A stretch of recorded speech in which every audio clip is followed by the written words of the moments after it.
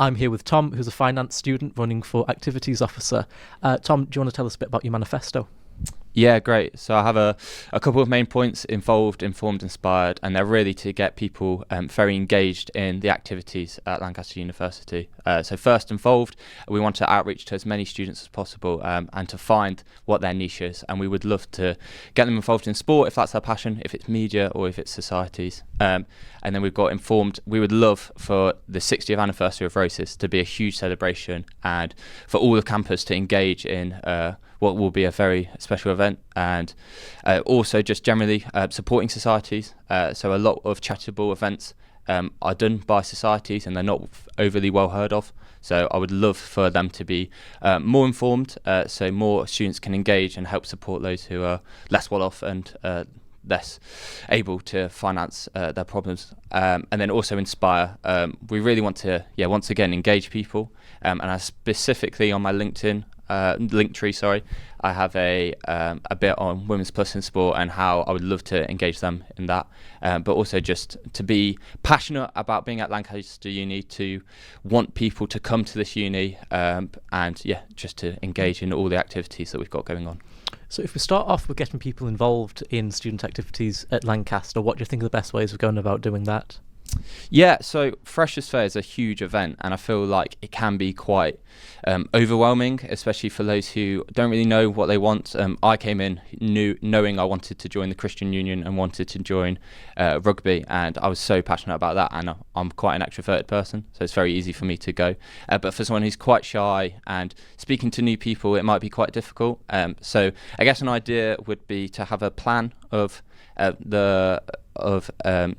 Freshers' Fair, so you know where the desks are and where you can speak to people, and also maybe have a follow-up event where if you've got any question time, there'll be a representative from someone maybe on the Friday after the Wednesday to ask further questions.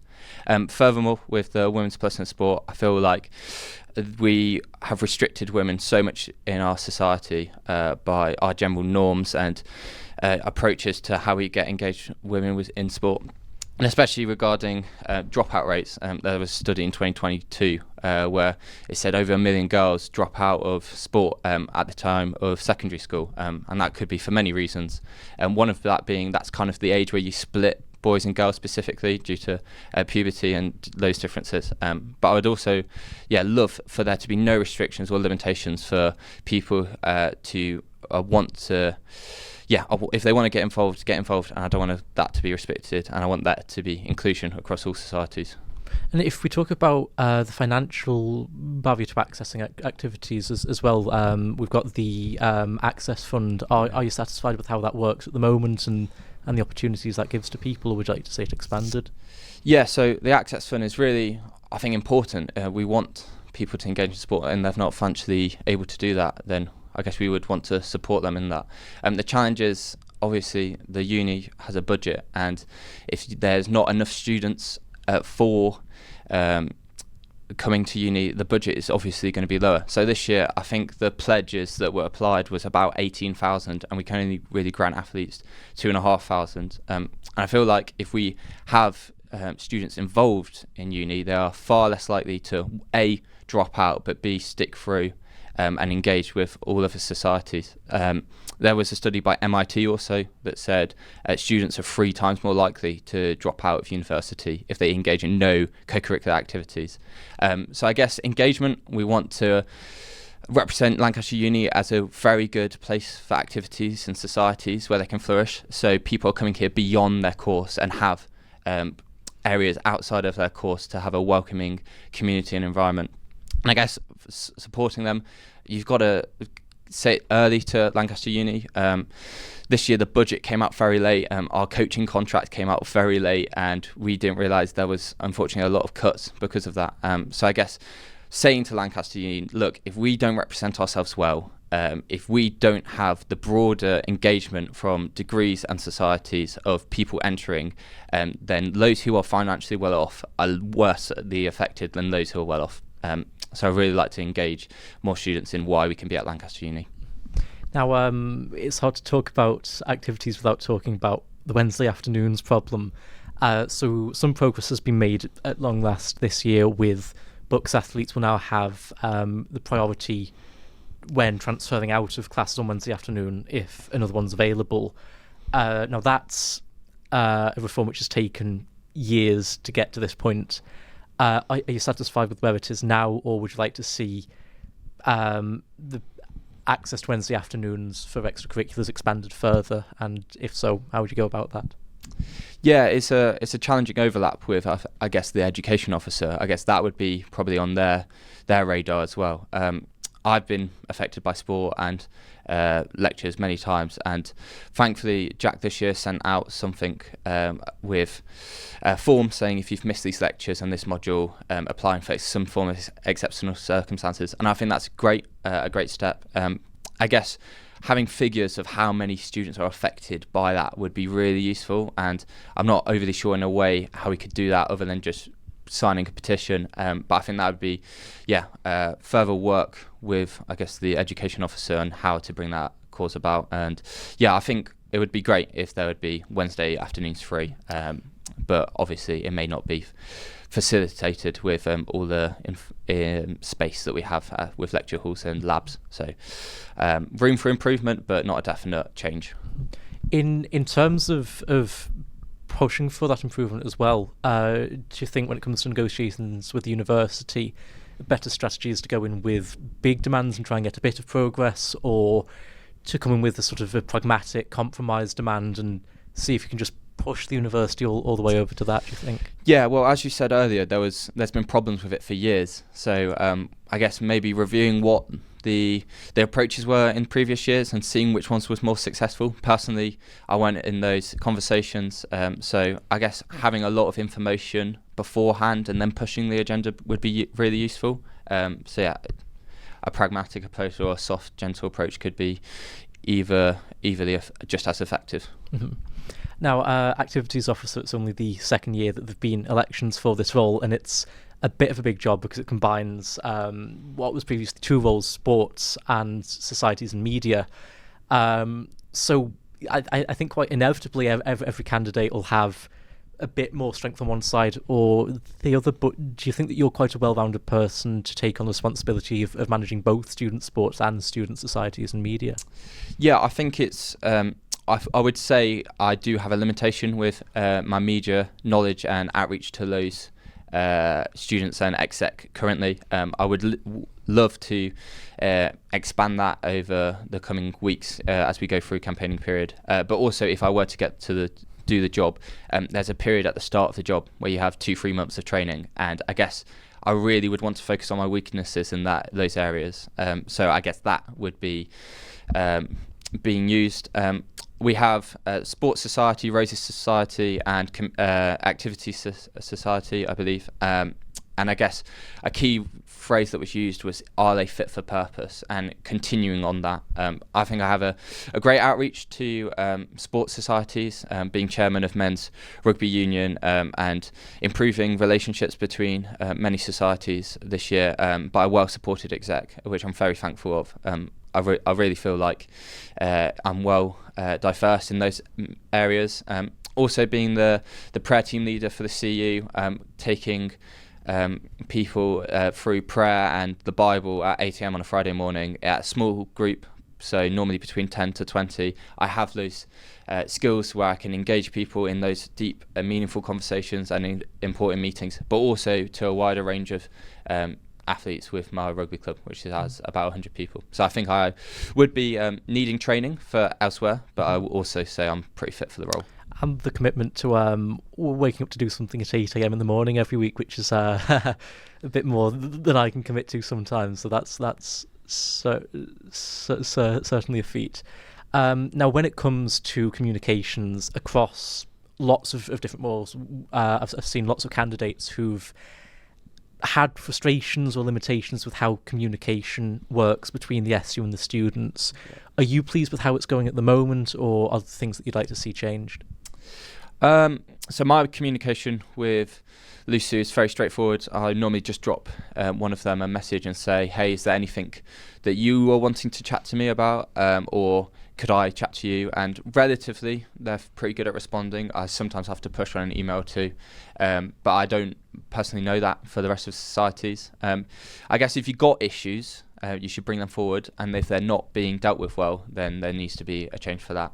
So from my personal experience, when I've had issues, they've been dealt well, but if not, it's been struggle for those around us. But also inter societies, I've had a couple of people say to me it's really difficult for them to get in contact with other people, other exec members on societies, because there's not much information about who's president or secretary, and I guess it's a long process of going through the Instagram and tags and finding them. So maybe a more streamlined system on Union Cloud where there's access to all the exec members, all their emails. I feel that would be a really useful procedure to get done and smooth over communication.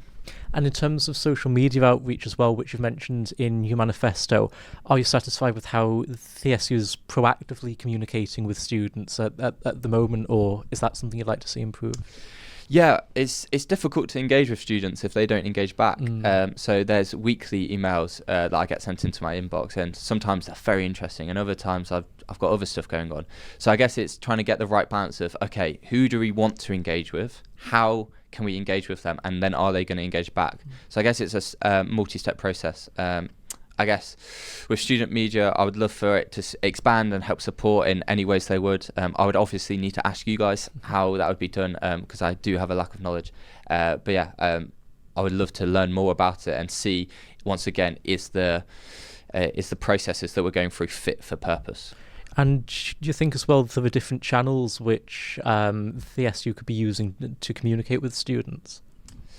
Maybe through colleges. A bit underappreciated sometimes that a lot of people are dedicated and committed to their college far more than maybe a society, and if we're able to raise awareness in those events, I think that would be great also. But yeah, there's areas to look at, and I'll be excited to try and achieve those things. Now, a big part of being activities officer, of course, is being on the Roses committee and overseeing the delivery of Roses. And if you were elected this year, you'd be overseeing Roses 2026, which would be the 60th Roses competition and would be held in Lancaster. Have you got anything particular that you'd like to see featured, or any changes you'd like to make? Yeah, definitely. So I would love to honour and value our sports execs. Some dreams that sporty people have is being a commentator when they're older, and I guess for those who are injured or not playing, I would love to get them involved and be on the media side and commentate on teams. I feel that would be useful because I'm assuming they would know what the sport is about. There was a couple of commentaries last year where some people had no idea what was going on with rugby, and bless them, describing a ruck which happens like almost every 10 seconds as a pile-on is not the best commentary that you want, especially for your players. So I guess honouring them in that way would be a really useful part. But also just raising awareness, getting societies and bands involved. I really loved the live music from last year, and just continuing in that process. I thought the 2024 Roses was greatly hosted. I'd love to take some inspiration from the 2025 one in York if I were to get to the job. Continue with the Roses committee, outreach to them. What do you like about it? How can we improve it? What is fit for purpose? Yeah, I can see from a student media perspective, a problem we often have with commentary is that you either have people who know the sport but don't really know how to commentate, or you have people who know how to commentate but don't know the sport. And when you're sharing presenters across all sorts of different sports, yeah, things can absolutely slip through the cracks, as I'm sure you're well aware. Now, Roses coming up in about 3 months' time now. 10 weeks. 10 weeks, gosh. And 9 weeks when this comes out. Oh, and if Lancaster were to win, that would be the fourth win in a row, which I believe would be a record for the competition. So if I could get you to finish this off with a prediction, who do you think is going to win in 9 weeks' time? I would love for it to be Lancaster. I guess we've dominated the last 3 years. And yeah, I guess you can have the rugby union support in that. We're aiming to have a complete red wash it again, and we're looking forward to, I guess, that challenge and prospect. So I'd love for Lancaster to win. I think they will. Thank you very much, Tom. I'm here with Nick, who's a psychology student running for activities officer. Nick, do you want to run us through your manifesto quickly? Yeah. So my big thing is about removing participation barriers. Within this, there's two things. There's the Access Fund. There is academic free Wednesdays for books athletes. With the Access Fund, I'd want to grow this because it's been really successful so far, a lot of engagement with it, but the university hasn't provided as much funding as possible. So we'd be looking to challenge them on that, gain that support, or find it elsewhere. Like we have this year, we had 153 applications for sport. I think 64 of those were approved, and then for societies, 47 were approved. So it's clearly something that people want and should remain going forward. With Wednesdays, Harrison and Jack this year have done great work on trying to get the university to keep with the promises they made back in 2016. There was a paper that outlined the fact they were going to prioritise books athletes when swapping like lectures, classes and everything, but that kind of hasn't been followed through. So it'd just be getting them to revert back to that, but then seeing how far we can go, because that only really includes like Wednesday afternoons when it's the whole day for away days. But also I feel like another participation barrier is women's plus athletes, especially in sport. Either people don't feel like they can participate or whatever for other reasons. Other points in my manifesto was to lobby the university for more space for societies to use. We have so many great societies on campus and that's their space. They need somewhere to put on events, they need somewhere to run their activities, and that's really important that they get the right space, because talking to a few societies, they've either been let down or have struggled to find the correct space for them. Other points. Well, we can come back to them. If we start off talking about increasing women plus involvement in sports, could you say a little bit more about what you'd like to do specifically to try and increase engagement there? Yeah, so this year I joined the Women in Sports Society. We're a newly affiliated society this year, and so far we've done great work with putting on events. We had a mental health event, we've done interviews for our Instagram, just trying to talk to women's athletes and just create awareness. We've also held events that have allowed people to come with their issues or experiences, just to speak to someone and get their voices heard. So if elected, I just continue pushing that work, helping the society. But yeah, I would also love to see more this year. I helped bring in a new women's football intramural league, and that's allowed so many more women to participate in football, but I'd love to try and have more accessible, just kind of fun activities for just women's sports athletes to get involved in, so there's no pressure. They don't have to have done a lot of it before. They can just turn up and have fun. Now, of course, we can't talk about involvement in sports without talking about Wednesday afternoons, which, as you say, the university has promised for years Wednesday afternoons should be free from academic activity. And after quite a long time and years of campaigning from various education and activities and sports officers, it has been achieved that now, going forward, books athletes will have the priority to transfer out of Wednesday afternoon classes where others are available. Yeah. So you're wanting to free up Wednesday afternoons entirely for books athletes, which is still a step forwards. But given how long it's taken to achieve this first step, how likely do you think it is that you'd see that progress in the next year?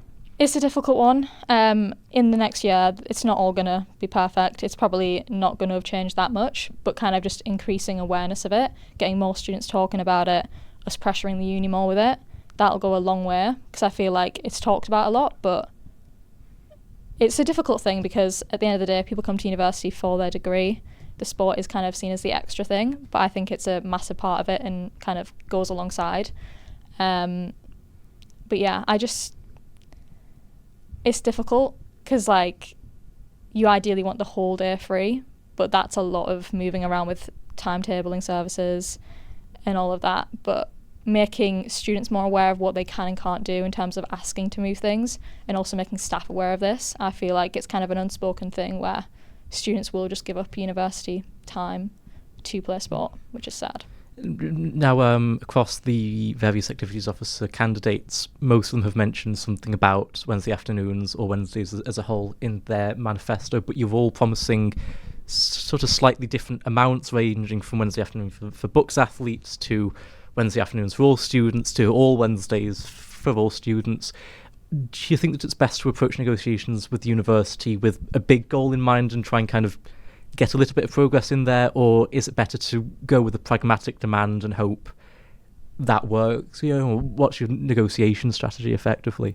Yeah, it's difficult because ideally I'd love to be all students have Wednesdays off, but it's not as straightforward as that. The reason why it would be good to go for just books athletes is because books is a university thing that happens all across the UK. That can't be moved. It's always on a Wednesday. Whereas obviously college sport, really important, love it. But the university see that somehow as it doesn't have to happen on a Wednesday. So maybe look for alternative arrangements. Obviously still have those fixtures, they're very important. But kind of look ways around that. Because it would be great for university students to come support fixtures and not just be in lectures. But yeah, I think you'd have to go a step at a time, see what you can do.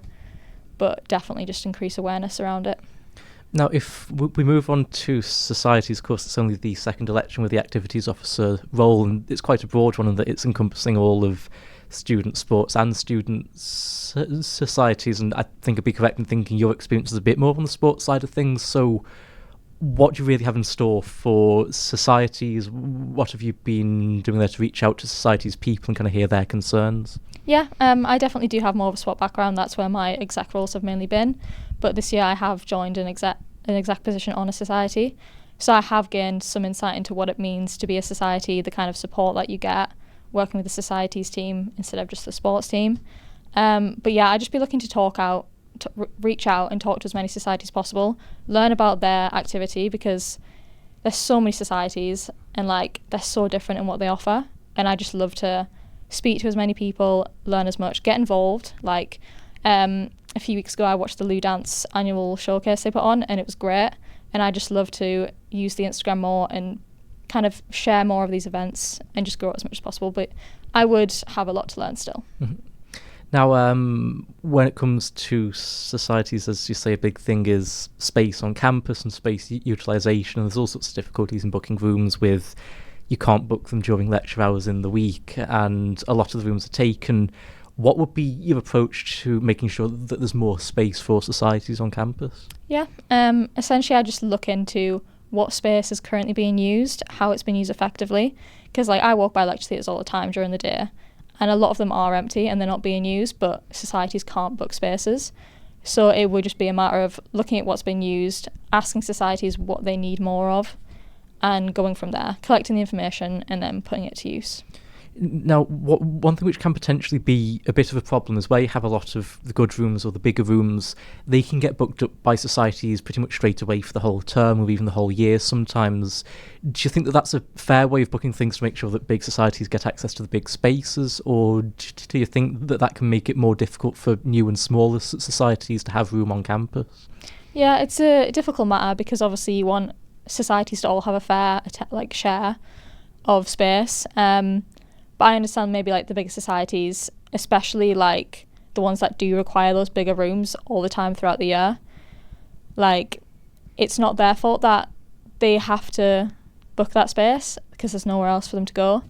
So it would just be a matter of making sure the societies team look after everyone and prioritise everyone. But kind of sometimes people will kind of not get as much. But yeah, I think just making sure societies are communicating with the SU about what they need and when, and just trying to make the fairest way possible. It's a difficult thing to balance, really. And to speak quickly about the Access Fund, which of course is something which affects both sports and societies, would you be looking there at more just making sure it's preserved or expanding it, or what precisely would you like to do with the Access Fund? with the Access Fund, it's obviously important for both sports and societies. The Societies Access Fund is open all the way around. People can apply for that whenever. And that's great. They have, like, it's kind of separate in a way. With sport, I definitely want it to be open at the key points of the year, so freshers and refreshers, because that's when people are joining, that's when people are buying membership. But yeah, that open for longer as well. It's difficult because obviously there's only so much capacity for staff to go through the applications and everything. But yeah, looking for ways to increase it and get to as many people as possible. Mm-hmm. And of course, we can't really have an interview about activities officer without talking about Roses. Yeah. If you're elected, you'd be overseeing Roses 2026, which would be a home game. It would be, I believe, Lancaster's 60th anniversary of Roses overall. Mm-hmm. And potentially, if Lancaster are to win in May, fingers crossed, could be the 5th year on the run for a Lancaster win. What plans have you got in mind for making 2026 Roses a big one to be remembered? Yeah, I'm so excited for Roses 2026, whether I'm in the role or not. It'll be really good for the uni. I have experience with organising a Roses. Last year I was on the Roses committee, so I've seen kind of what goes into it, what decisions are made. So I'd love to, as co-chair of that Roses committee, I'd love to just get as many ideas shared in the room to make it as good and as big as possible. Those ideas won't always come from me. But yeah, I just want to make it as exciting for possible and get as many societies involved as well. Like, yeah, it is typically seen as a sporting fixture, but there's no reason why societies can't get involved with, like, putting on events and showcases around it, and just as many collaborations as possible in the run-up. And do you think with society's role in Roses, is that better off in more of a showcase capacity or in a competitive one, or quite how would you make that work? Because you've got some societies, say like chess, who do take part in Roses, I believe, but then some like various forms of dance, so it could be done competitively, it could be done as a showcase. Quite how do you think it works best there? It's a difficult one. There's obviously certain rules kind of already in place about what is kind of a competitive thing, what's more of a showcase thing, but it'd kind of just be on the build up, kind of talking about that, organising it. Some things are already exhibition fixtures, but yeah, it's something that you just have to talk about and get right. You can't keep everyone happy. There's only a certain amount of space available for Roses, so that has to also be taken into consideration. And finally, it's just a little bit over 3 months until Roses 2025. If I could ask you to make a prediction, who do you think is going to win? Lancaster. There's no doubt about it. Thank you very much, Nic. Thank you. I'm here with Finn, who is an environmental science student running for activities officer. Finn, do you want to walk us through your campaign quickly? So I'm running for activities. I'm very excited to be doing it as well. I think my key points of my campaign are just, I want to enable clearer communication between the Students' Union and societies, and for sport as well. I want to show my passion that I have for Lancaster and how much I love this place. And I really want to ensure that students have the same experience that I've had throughout my time here. Now, if we start off on the sports side of things, you're repping your basketball shirt there. Yeah. So what plans have you got for sports? So for sport, my main point is bring Roses home, obviously, deliver a huge home Roses. And then alongside that, I would love to help fund sports better. And yeah. Well, if we start off with the Access Fund, for example, that's a crucial part of both societies and sports at Lancaster. Are you satisfied with the way that the Access Fund works at the moment, or would you like to see it changed up? I think it's a great idea in basis. I feel like it's, after applying for it for myself this year, it is probably more difficult than it should be to apply for. And there's also a lack of communication in terms of receiving it. I don't know anyone that's got it. And I think it would really be helpful for further communication between the Students' Union. I think that's a common theme within how a lot of people feel, that they're just left in the dark with a lot of things. Yeah, quite a lot of campaigns have mentioned communications in general, but I suppose it's something which affects every role differently, and everyone's got their own ideas on how to fix it. So how would you like to go about improving communications between LUSU and students? So I think the sport drop-in is already a great start for helping sports students. I'd love to do something in the same kind of format as that, but for societies, like a weekly drop-in where they know they've got that space. I believe there is a societies drop-in at the moment. After speaking to society presidents and vice presidents and treasurers, it kind of seems like they just go in and there's people there if they're lucky, and they feel like they want something really rock solid. I thought personally there was as well, but from after speaking to them, I want to make sure that this is a thing that's set up regularly and they can rely on. I also would like to use the activities Instagram as a way to have a way to message me if they need anything that can kind of be less formal, and just help out societies in general. Mm-hmm. Now, when it comes to sports in particular, Wednesday afternoons are such an important thing, and from education officers, activities officers, it's been such a fight for a long time, and there's been some progress this year in that now book students will get priority to transfer to classes not on a Wednesday afternoon where that's available. So that's still not Wednesday afternoons free, but it's a step in the right direction. Are you pleased with what's happened so far, and what would you like to do about that going forward? So I think it is a great start from Harrison, and he's obviously putting a lot of work to it and a lot of thought, and it's nice that we get priority, but at the same time Wednesday afternoons should be free in general. And even I feel like the way it should work is Wednesday mornings you should have priority to move if you've got an away fixture, because I've had to miss quite a few things. Luckily I've been able to move like labs and stuff to other days, but the way it should work is priority to athletes in the mornings, and Wednesday afternoons should be completely free, I think would be the best way to go about it. It's interesting seeing the manifestos of all the different activities officer candidates, because everyone seems to have a slightly different approach to quite how to fix, or perhaps quite how to negotiate the Wednesday afternoons problem, with some people pushing for free Wednesdays entirely, some people just want Wednesday afternoons for athletes, some people Wednesday afternoons for everyone. Do you think when it comes to negotiating with the uni, it's better to go in with big demands and make gradual progress, or would you rather have a small but realistic goal in mind and really push for that? What's your negotiating strategy, if you like? My strategy would be to go with them with big demands, and then I'd have like a fallback on something that I'd be happy with getting out of it. And I think that would be to have Wednesday afternoons free, and then have the priority to move sessions for Wednesday mornings.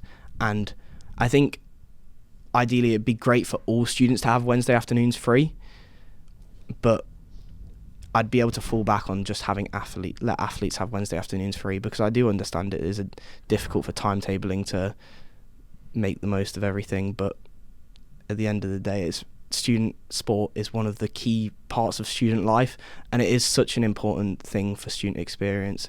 It's how the majority of people make a lot of friends, and I think it's really important that they're free and they don't feel like they're missing out on anything because they want to play a sport. Now, to jump back to societies as well, you mentioned in your manifesto wanting to improve campus spaces and access for societies. Could you explain a little bit more about what you got in mind there? So this is something I'm really passionate about in terms of, after the Lonsdale and Bowland Bar closure, I think working with the students, with the university working with the Students' Union to help improve these spaces and make them easier for societies to book out these spaces, especially Lonsdale Bar, which is a flat floor space with lots of room. If they don't want to turn it back into a bar, they need to turn it into a space that is available for societies to use, that might not necessarily want to have a complete drinking event or like a social like that, and they can use it for other spaces, like other activities, I guess.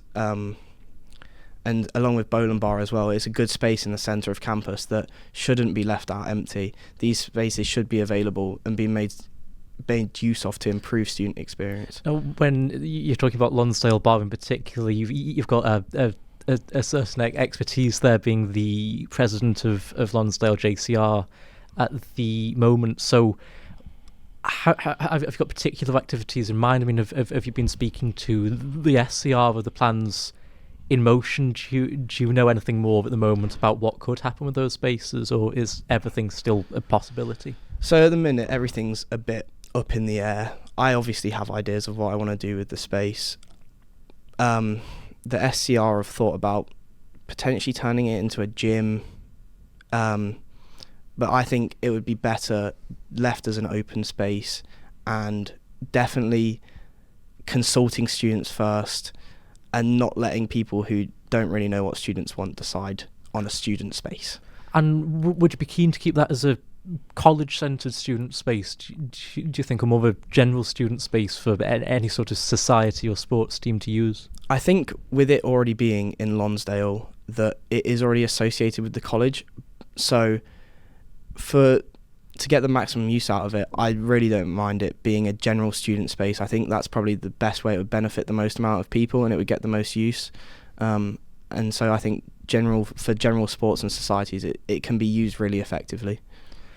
Now, on a kind of a similar campaign note of pushing for change, you've talked about wanting to campaign to build a new outdoor court.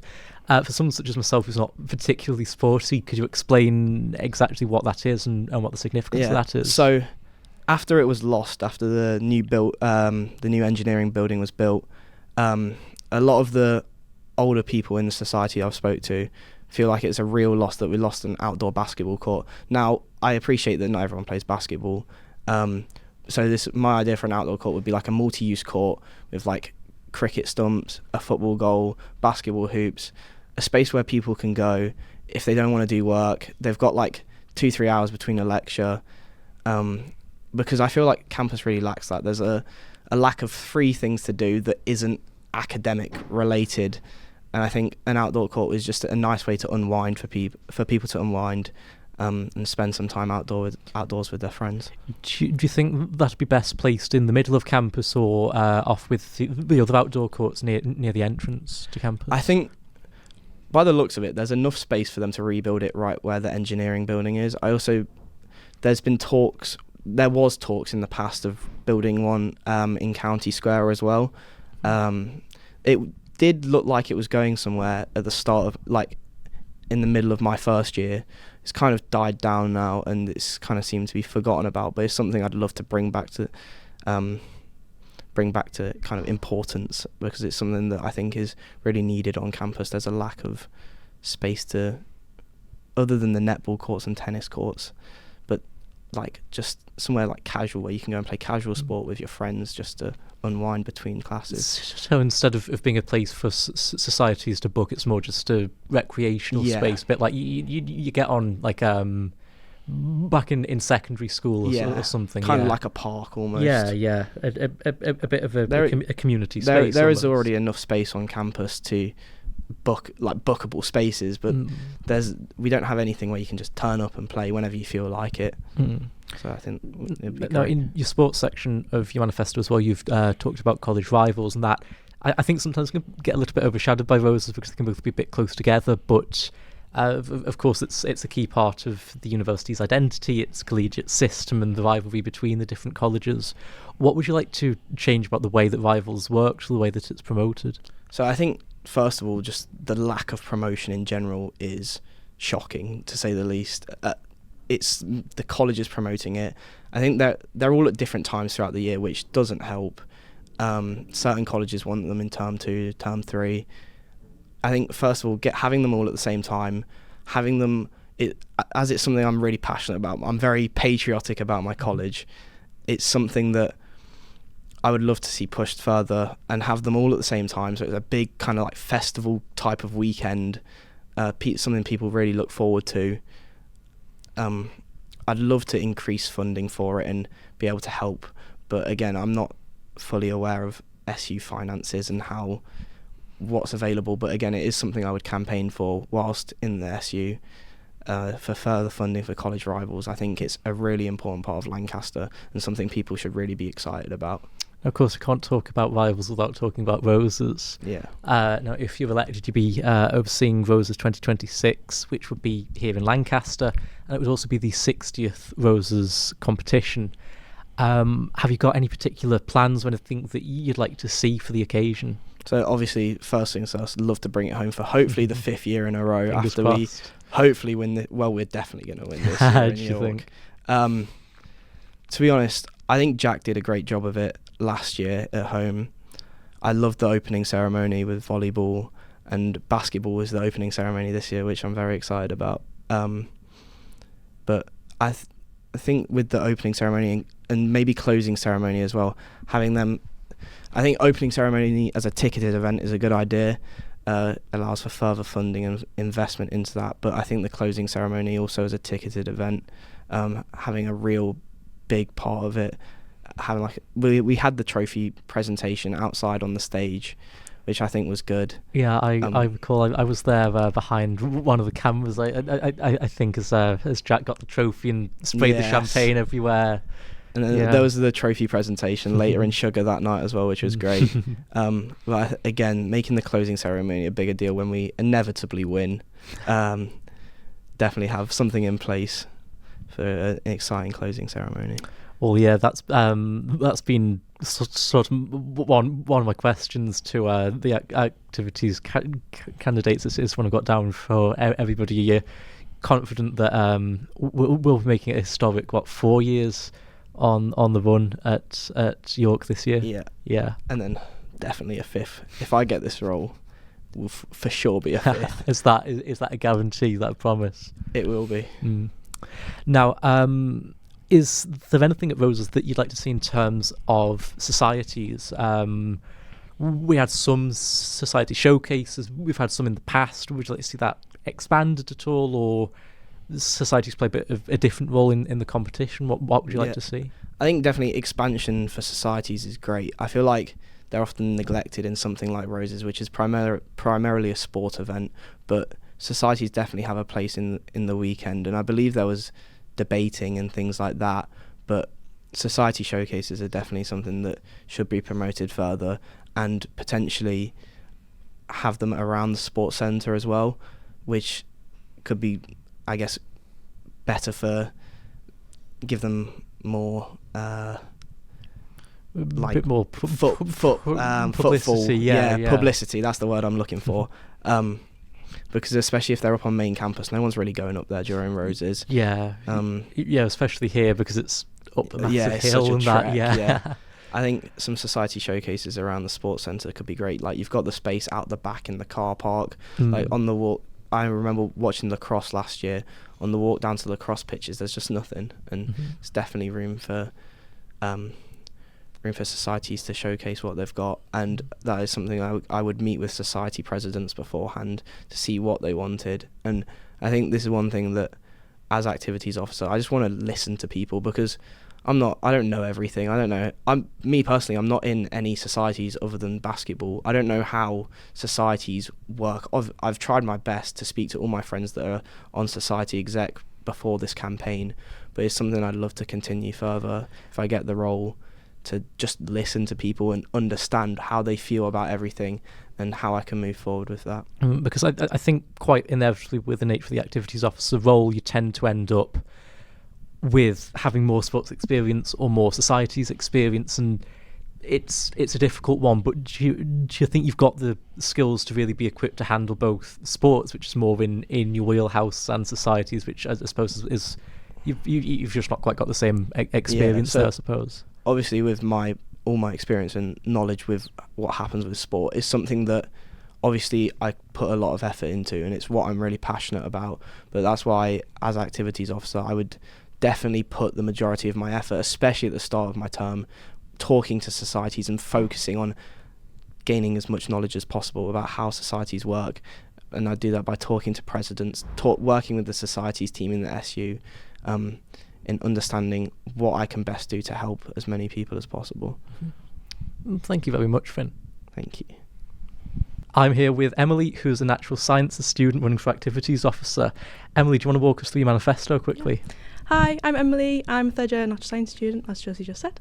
I'm running for activities officer, so I'm currently Pendle College GSCR president, and I'm also Pendle Netball president. I'm running for activities because throughout my time at Lancaster, I've been pretty involved with activities as a whole, both sports and societies. There's a few things that I'd like to change, a few things I'd like to keep the same, but I think I just want to be able to make the best out of all the activities that we have at Lancaster. So one of the things you mentioned in your manifesto is academic free Wednesdays. Yeah. Could you expand a little bit on what you mean by that? Because a lot of people on the activities front, the education front, have been talking about this for quite a while, and I think people sometimes have slightly different meanings of how far they want to go with that. Yeah, totally. Yeah, so from when I was drafting my manifesto up, I was speaking to quite a fair few student leaders about what they wanted and what they wanted from an activities officer. I think that's a really important part of the role, to be able to work on what students want you to work on. So that was one of the main things that got brought up to me. So in my manifesto I say wanted to lobby for free academic Wednesdays as a whole. So I know this year the current activities officer and the current education officer have been working to aim to get free academic Wednesday afternoons. So that is because a lot of athletes obviously have to travel on Wednesdays to go to play the Bucks games, both in the morning and the afternoon, which is relevant later. But they also have obviously academics going on at that time, and sometimes, which is happening to a lot of students, a lot of athletes, they're having academics such as labs, seminars that they can't necessarily miss because there's not another alternative option like there could be with some lectures. So they're having to choose between their sport and their academics. So it's been a big thing for quite a few years, because obviously it affects quite a lot of students and it's quite a big issue. But yeah, I think right now is a really integral time, because with the curriculum transformation programme that the uni's putting forward, so it's a really integral time to lobby for them, to tell them how important it is for uni students to be able to do the both of them. But when I was talking to, obviously, the athletes that I spoke to when I was shaping my manifesto, they said that both mornings and afternoons are important to them, because sometimes they have matches that are quite far away and take quite a few hours to get there. So they're having to miss things in the morning as well as afternoons, where previously the campaigning has kind of focused on afternoons solely. Now, as you say, so far a lot of the campaigning's focused just on afternoons, and what's been achieved this year after quite a long time of lobbying by various activities and sports officers and education officers has been what's been achieved at this point is Wednesday afternoons, but students will have priority transfers to other classes where they're available. So to go from that to not just Wednesday afternoons free for everyone, but all of Wednesdays free, that's a really big goal. Do you think that's achievable in the space of a year? I think, obviously, it's a thing that a lot of activities officers in the past, like sports officers, have wanted to work for, because it is important to a lot of different people. I think I want to be as ambitious as possible, because I want to be able to deliver the best for students. And from speaking to a lot of people, what has been achieved this year, while that is incredible and that is going to benefit a lot of people, it's not far enough that people want to go to, and they want more from it. But having spoken to Jack and Harrison, both of them have got a background in book sports and understand the importance of having Wednesdays be as free as possible. But they've not been able to achieve that. In the next year is such a big step, an achievable goal, or is that more like a kind of end goal years down the line, and you want to work on small steps in the meantime? Or? I think any sort of step towards it is a big progress. I think ultimately that is the goal, and when I'm speaking to students, that's the goal they want in mind. So I think anything towards that is a big achievement. You've talked as well about wanting to improve communications between LUSU and students. That's a common theme, I think, with quite a lot of people. So what's your spin exactly on how to improve communications? So obviously, with my time as being a student leader, I've had a lot of interactions with the Students' Union, and obviously when I was talking to students about my manifesto and running, that's a common theme that came up. So what I would like to do is to be able to make the communications between the SU and students really clear. There's been, specifically with college netball this year, there's been a few times where communication hasn't been brilliant. That could be between students and the SU or the other way around. So I'd like it just to make sure that everyone has a clear communication channel so that we can all get the best from activities, because I think, that's just the best way to do it. Mm-hmm. Yes, so to talk about a bit more of your experience, you've got experience both on the societies angle and the sports angle. Could you talk a bit more about exactly where you've got that experience? Sorry, this might be a bit of a list. It's all right. So when I started uni, I was co-opted in as publicity officer for Harry Potter Society, and then I was president for a year, and I'm now currently treasurer. In second year, I was co-opted in for Women's Plus Sports Officer for Pendle JCR, and then I was Democracy and Finance Officer, and then I'm currently president. I have been since about July time. In Pendle Netball, I was co-opted in my second year as in my first year, as welfare officer, and then I took on the role of treasurer as well. And then we introduced vice captain, so I was vice captain then. And then this year, I've been president of Pendle Netball and also the fours captain. Now, activities office a bit of a new role, only the second election for it. Yeah. And it's the first time, at least that I can find, that societies and sports have been combined into a single role. What experience do you think you can bring to that, having a background in both sports and society separately? Yeah, I think having a background in both kind of gives me a unique sort of perspective, because I've had that experience in leading both, and I've kind of experienced what it's like working with the SU in both sort of settings, because I do think that being a student leader in sport and a student leader in societies, for example, can be different at times, because obviously you're delivering different things. So I think being able to draw my experience is going to bring a really good thing to this role. And when it comes to areas where societies or sports need particular focus, are there any which stand out to you? Yeah, so I think sport at the moment, I've written in the first thing for my manifesto, the sport model and the new sport model that they brought in this year. Again, when I was speaking to people, that's a thing that brought up that some of them are quite unhappy with, so I'd like to give a review on that. I really want to embed student consultation and feedback into that, just to kind of see what everyone thinks and see if there's anything that should be changed or anything that could stay the same. Societies, obviously I'm not president of Harry Potter this year, so we've got a lovely new president, but I'm still involved with the society, and I think that a lot of issues that societies are having, specifically Harry Potter as well, is with engagement, so like trying to find people to become members and socials and things like that, and becoming exec members at the end as well. So I think both sort of sports and societies have a different sort of stance on what they need sometimes, but commonly both of them have sort of the same themes. And part of what affects both as well is the Access Fund. Could you explain a little bit about that? And then you've talked about it in your manifesto, exactly what you'd like to do with that. Yeah, so the Access Fund is there for people that are struggling to pay for costs associated with activities. So sports, for example, kit, or if you play hockey sticks, things like that. So obviously I've done quite a bit of I've worked with the Access Fund alongside quite a lot, because obviously I've been involved in helping pass that along to people for netball, for example, but I'm also on sports committee, so we do have a fair few discussions about that on there. But what I want to do is I want to be able to put a more stable and lobby for a more stable focus on the Access Fund. So this year the university decided not to put forward the money for the Sports Access Fund as it did the year before, and I want to be able to make sure that people can access all activities without any barriers. And with access to things as well, such as the Societies pot, which is a pool of funding which any affiliated society can request to dip into to fund their activities.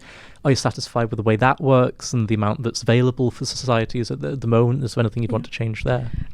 So speaking with a few sort of student media representatives, they've said that they want to keep their part of the pot separate, so that's the sort of feedback that I've had from that. Obviously I haven't had a lot of experience with the society's pot specifically, but obviously what I would do is I would have that's what society's committee is there for, and I would help get feedback from them student leaders, and if there's anything that we need to change, then we need to change it. You've talked as well about wanting to improve training for student leaders, including things like mental health training as part of exec training. Could you talk a bit more about specifically what you've got in mind there? Yeah, so obviously I was part of the training that was delivered this year as part of my president role for netball, and obviously through JCR as well. So in the wellbeing training was brilliant, but we mostly focused on kind of wellbeing for students, so like looking after the wellbeing of students that are in your club. And I think it's really important that we recognise that some student leaders can have mental health issues, and being able to provide training that also focuses on looking after their mental health, because obviously they are delivering activities around campus, so being able to look after themselves as well as other people is important. At the moment, exec training is generally delivered online. Is that the way that you'd want to keep it, or would you want to put a focus on in-person sessions? I think I'd want to put a focus on in-person sessions. I did obviously do the in-person sessions this year, but I think if we could do a mix, that would be brilliant, because obviously everybody has different accessibility needs, so some people might need to join online, so maybe doing a bit of a mix of both, where you can join in person if you want to, but also there's that online option as well. Now, of course, can't talk about activities officer without talking about Roses. We've still got Roses 2025 coming up in a couple of months, but if you're elected, you'd be helping to oversee the Roses committee for Roses 2026, which will be hosted here in Lancaster, and I believe is the 60th anniversary of Roses as well. So can you talk any more about any particular plans or ideas you've got to make it as big and spectacular as possible? Yeah, so I would love to put on an absolutely unforgettable Roses. It's one of like the key things in my manifesto. Roses means a great deal to me. I have a lot of pride of being a Lancaster student, and the university means a lot to me as well. So I would love to put everything into that and being able to put on the most incredible Roses that ever is. I have friends that have competed in Roses and know that it's mean a great deal to them, so it's mean a great deal to me as well. I would love to be able to work with student leaders to put on the best Roses that there is. I've been speaking to student media teams and hearing about the issues that they've kind of had in delivering Roses in the past. So what I'd like to do is work with student leaders and just kind of create the best Roses that we can and just make sure that it delivers for Lancaster and York students. And finally, if I could ask you for a quick prediction. 2025, Lancaster's going for what would be a historic 4th win on the run. What do you think is going to happen? It's obviously going to be Lancaster who wins. I have absolutely no doubt in my mind that the amazing athletes that we have will deliver an amazing Roses win. Thank you very much, Emily. Thank you.